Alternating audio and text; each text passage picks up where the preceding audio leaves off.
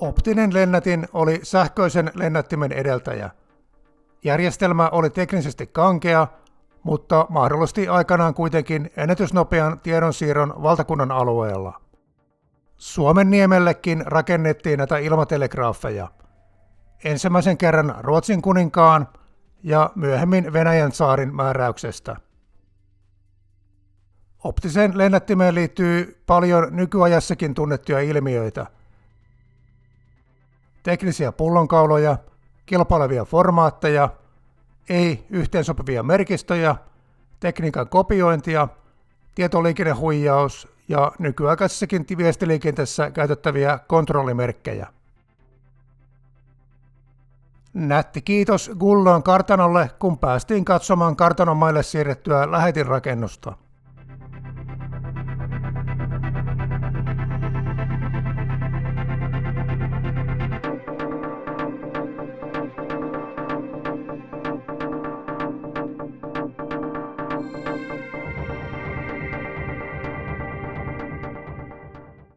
Tämän videon tekeminen oli hyvä tekosyy käydä ulkoilemassa ja etsimässä lennättämien sijainteja.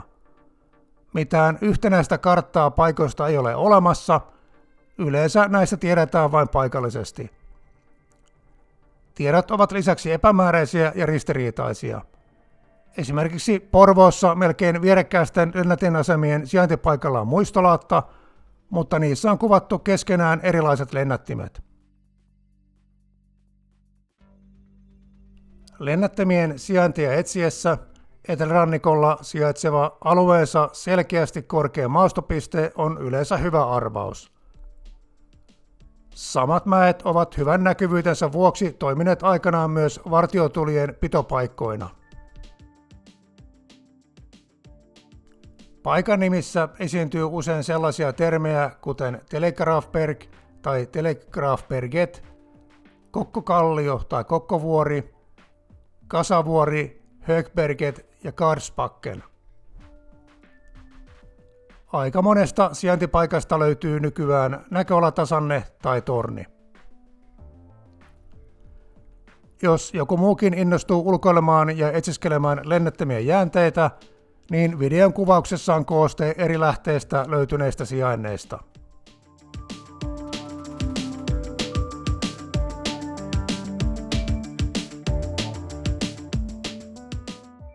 Matkan päästä tapahtuva viestintä ei ole ihan uusi keksintö. Lähetit ovat kuljettaneet sanomia monella tapaa, ja kirjekyyhkyjäkin on käytetty tuhansia vuosia.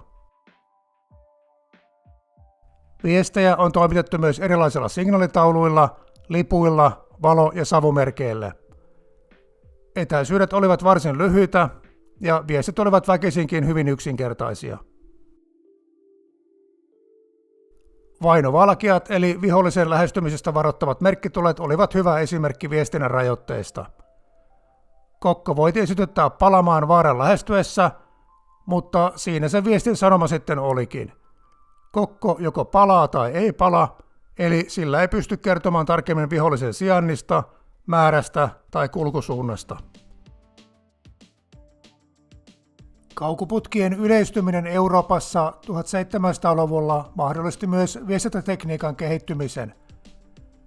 Etenkin merimahtien laivastot kehittivät hyvinkin monimutkaisia lippuihin perustuvia koodistoja. Palvelin aikanaan merivoimissa, niin muutaman kerran harjoitusmielessä heiluteltiin viestilippuja. Morse-aakkosiin perustuvaa viestilampua käytettiin ihan viikoittain alusten väriseen viestintään. Mastoon vedettävälle signaalilipulle on nykyään ihan kansainvälinen merenkulkujärjestön hyväksymä koodijärjestelmä.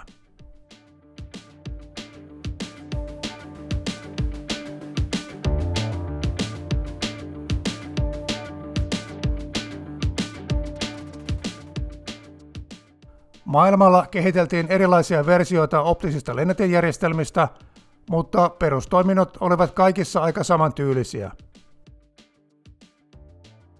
Ketju viestiasemia noin 10 kilometrin välein, näköetäisyydellä toisistaan. Viestitauluja oli yleensä vain yksi, eli piti tietää kummin päin se luetaan. Operaattori vain välitti viestin sellaisenaan eteenpäin. Poikkeuksena jos linja haarautuu, niin risteysasemalla täytyy voida lukea vastaanottaja. Työvuorossa oli 1-4 henkilöä. Operaattori näki kaukoputkella edellisen aseman viestin, asetti oman aseman asettimet samaan asentoon ja mahdollisesti varmisti kaukoputkella, että seuraava asema kopioi viestin oikein. Keskimääräinen lähetysnopeus oli muutamia merkkejä minuutissa. Käytännössä viestit olivat muutaman merkin koodeja, kokonaisten sanojen tavaaminen oli merkittävän hidasta. Lennättimille kehiteltiin erilaisia viestintätapoja ja koodikirjoja. Jossakin lähetettiin viestit merkki kerrallaan, toisella saatettiin lähettää useamman merkin mittainen koodi yhdellä kertaa. Optiset lennättimet tarvitsevat uudenlaisia tiedonvälitystekniikoita, joita käytetään edelleenkin. Tärkeitä innovaatioita olivat etenkin kontrollimerkit, joiden avulla viestinvälitystä hallittiin. Tietoliikennetekniikkaan tutustuneille seuraavat vuonohjauksessa käytetyt termit ovat tuttuja edelleenkin. Kättely. Varmistetaan, että osapuolet ovat valmiita viestin välitykseen.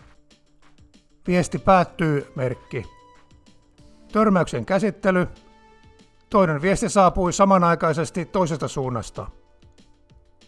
Virheenkorjaus. Et kopioinut lähettämäni merkkiä oikein tai en saanut selvää. Askelpalautin. Äsken lähettämäni merkki oli väärin, eli eiku tai undo. Vuonohjaus. Hidasta tahtia, viestiä ei saada eteenpäin yhtä nopeasti. Vikailmoitukset, laite rikki, näköyhteys poikki ja niin edelleen. Kellon synkronointi.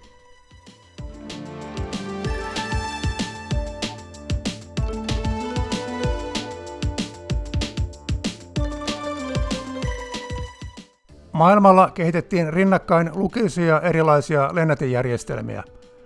Tällä videolla esitellään muutamia Suomen näkökulmasta kiinnostavimpia tyyppejä. Eri järjestelmien toteutuksia on kiinnostava vertailla ja yrittää päätellä, miksi on päädytty juuri tietynlaiseen toteutukseen. Kaikissa mekanismeissa on etunsa ja haittansa. Järjestelmät ottivat ideoita ja vaikutteita toisistaan ja pyrkivät parantamaan kilpailijoissa havaittuja toimintoja. Yritettiin tehdä nopeampia, käyttökelpoisempia tai edullisempia järjestelmiä.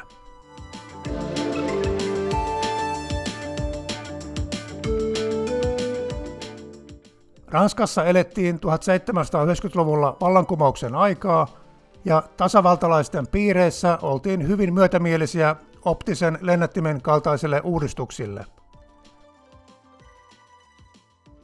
Keksijä Claude Zappella oli hyvät suhteet hallituspiireihin ja hän sai 1792 rahoituksen rakentaa optisen lennätinyhteyden Pariisista Lilleen. Zappen järjestelmä korosti erityisesti viestin luettavuutta. Lennätin asemalla oli 3-5 metrin pitkä poikkipuu, eli regulaattori. Sen kummassakin päässä oli lyhyemmät osoittimet, indikaattorit. Väkipyörien ja vastapainojen avulla niitä voi liikutella eri asentoihin. Tunnetun kansantarinan mukaan järjestelmä otti mallia viittovasta ihmisestä. YouTubessa on video, jossa esitellään mekanismin toimintaa. Suosittelen kurkkaamaan. Omasta mielestä Zappen mekanismi on väkisinkin monimutkainen ja vikaantumisaltis. Se oli kuitenkin niin laajassa käytössä, että minun täytyy olla väärässä. Zappe pystyy periaatteessa viestittämään myös pimeällä käyttäen lyhtyjä, mutta käytännössä jäi kokeiluasteelle. Ranska laajensi nopeassa tahdissa lennättimen kantamaan kaikki suurimmat kaupungit. Se oli aikanaan ihan omassa mittaluokassa. Sitä ennen oli rakennettu vain paikallisia muutaman aseman lennätinketjuja. Optisella lennättimellä oli suuri merkitys Ranskan käymissä vallankumoussodissa ja Napoleonin sodissa. Viestejä pystyttiin vaihtamaan ennätysnopeasti koko valtakunnan alueella, mikä mahdollisti keskitetyn sodanjohdon ihan uudella tavalla. Ranskan näyttämän esikuvan pohjalta erilaisia semaforiketjuja rakennettiin kaikkialle Eurooppaan ja siirtomaihin. Optinen lennätin toimi Ranskassa yli 60 vuotta, kunnes tuli vihdoin korvatuksi sähköisellä lennättimellä.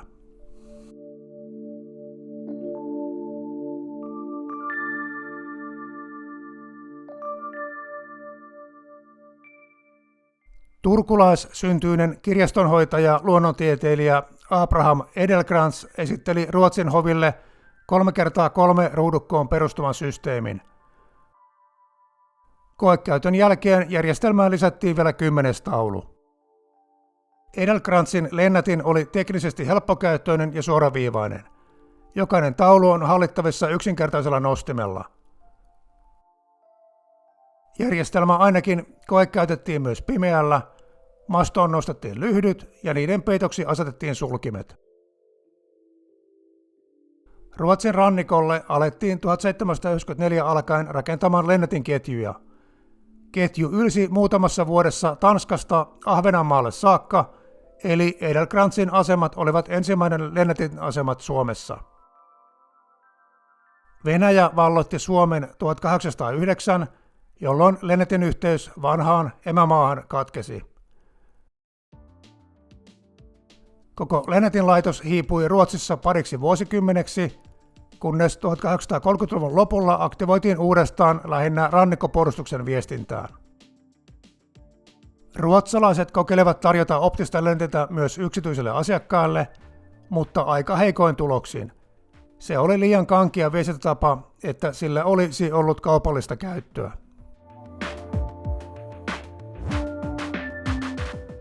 Venäjän keisarikunta ei alkuun ollut juurikaan kiinnostunut tästä uudesta viestintäteknologiasta. Asiasta oltiin kyllä tietoisia, mutta kun hovissa ei siitä kiinnostuttu, niin hankkeet eivät edenneet. Maassa koettiin kuitenkin Napoleon sotien jälkeen oikea lennätinbuumi. Akateemikot, insinöörit ja sotilaat innostuvat kilvan parantelemaan olemassa olevia ja kehittelemään ihan uusia pitkien etäisyyksien ennakkovaroituskoneita. Valintaprosessien jälkeen ranskalaisen keksijän Pierre-Jacques Chataun kehittämä tekniikka valittiin valtakunnalliseen käyttöön. Chataun telegrammi oli selkeästi nopein tapa lähettää merkkejä. Siinä oli vain yksi teemallinen viestitanko, jonka voi kääntää 8 eri asentoon. Se on vähän kuin yksinkertaistettu kellotaulu tai kompassiruusu. Chataun heikkoutena oli rajattu kirjasin määrä. Viestit lähetettiin 1-3 merkkisinä numerokoodeina. Lähetin oli alusta alkaen suunniteltu toimimaan myös pimeässä lyhtyjen avulla. Venäjälle rakennettiin 1830-luvun lopulla useita mittavia lennätinlinjoja. Pisin linjoista kulki Pietarista Varsovaan saakka. Venäläiset kehittivät erilliset koodikirjat sotilassanomille, hallinnollisille viesteille ja siviiliviestiliikenteelle, mutta ei viranomaiskäyttö jäi hyvin vähäiseksi.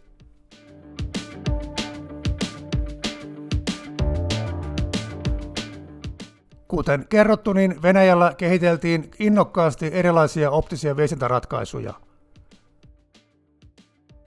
Suomalaissyntyinen upseeri Karl Otto Ramstedt yksinkertaisti Edelkrantz-järjestelmää. Tauluja oli 2x5 ja ne edustivat vain numeroita 1-10. Kontrollimerkkinä toimi merkinantopallo. Ramstedtin lennätin sopi hyvin sotilaskäyttöön, sillä se oli mekaanisesti yksinkertainen, edullinen ja helppokäyttöinen. Yksittäinen asema oli nopea pystyttää tai siirtää uuteen paikkaan.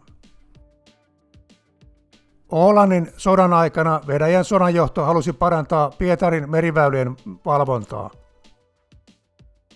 Suomenlahden pohjoisrannalle päätettiin rakentaa optinen lennätinlinja.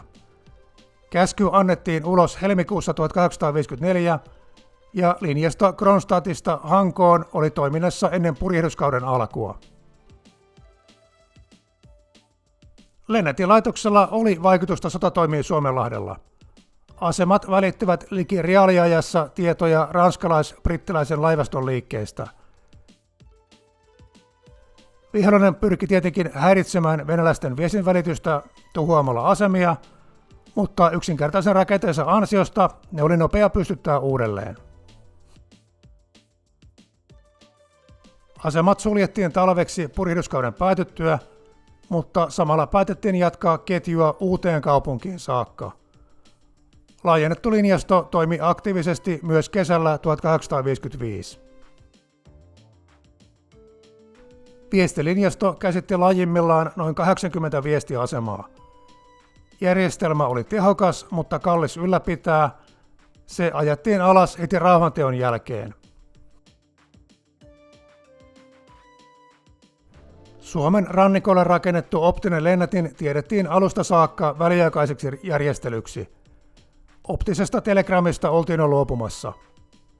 Pietarista Varsovaan johtava Zatau-viestilinjasto oli korvattu sähköisellä lennättimellä jo muutamaa vuotta aikaisemmin. Mutta rannikkopuolustuksen kaltaisessa toiminnassa optinen linja oli vielä pitkään käyttökelpoinen. Suomessa lennätinasemista on hyvin vähän jäljellä. Puiset rakennelmat on kierrätetty muuhun käyttöön. Rantakalliolla saattaa löytyä joitakin kivisiä perustuksia. Tiettävästi yksi ainoa lennätinrakennus on jäljellä, eikä sekään sijaitse alkuperäisellä paikallaan. Tammisaaren Pöytesbergetin vahtitupa siirrettiin 1860-luvulla läheisen Gullön kartanon maille, jossa se toimii edelleen rantavajana. 165 vuoden käyttöikä väliaikaiskäyttöön rakennetulle mökille voi pitää kohtuullisen hyvänä saavutuksena.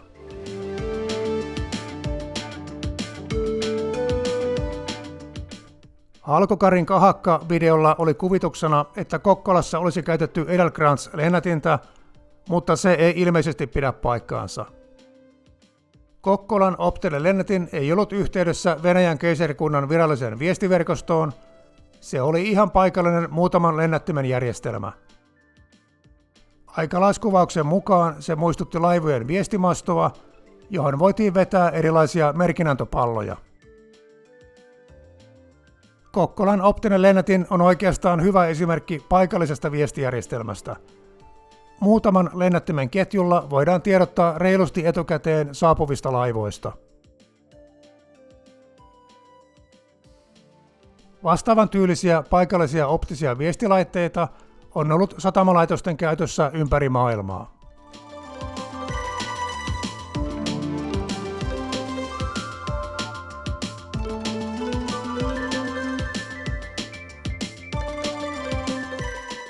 Optinen lennätin oli nopea tapa välittää lyhyitä viestejä, jos kustannuksella ei ollut suurta väliä. Vain valtiollisilla toimijoilla, kuten sotavoimilla, oli resursseja pidempien linjojen pyörittämiseen. Venäjällä etenkin koettiin ongelmaksi, että järjestelmä sitoi paljon upseereita ja muita oppineita sotilaita. Ranskassa kerrottiin vitsiä, jonka mukaan venäläinen lennätinoperaattori olisi yksitoikkoisen työhönsä kyllästyneenä hirttänyt itsensä lennätin osoittimeen. Koska operaattorilla oli ankara käsky toistaa viestit samanlaisena eteenpäin, roikkui muutaman minuutin kuluttua Pietarin ja Odessan välillä lennätin viitoissa 472 lennätinoperaattorin ruumiit.